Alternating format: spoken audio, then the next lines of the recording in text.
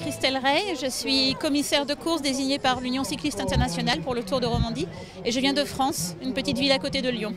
On vous l'a posé plein de fois, mais on vous la pose quand même. Une femme dans ce milieu d'hommes qu'est le cyclisme, ça se passe comment? Ça se passe différemment que les hommes, mais ça ne se passe pas plus mal, pas du tout.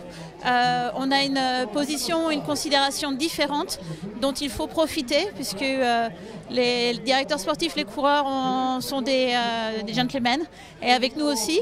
Ça n'empêche pas qu'on doit être performante, plus performante que les hommes souvent.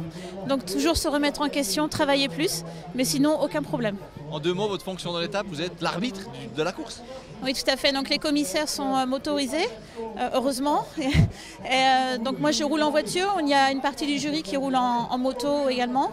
Et donc notre rôle est la surveillance du déroulement sportif de la course, notamment vis-à-vis du positionnement des véhicules par rapport aux coureurs.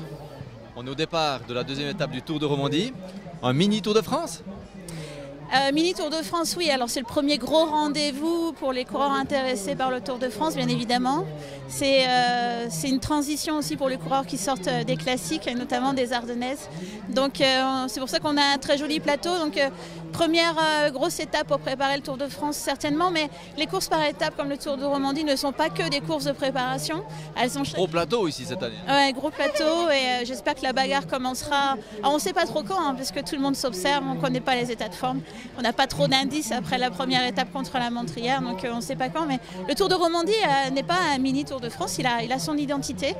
Il a une structure très performante et différente des structures d'ASO en France. Et ils ont tout intérêt à cultiver cette différence.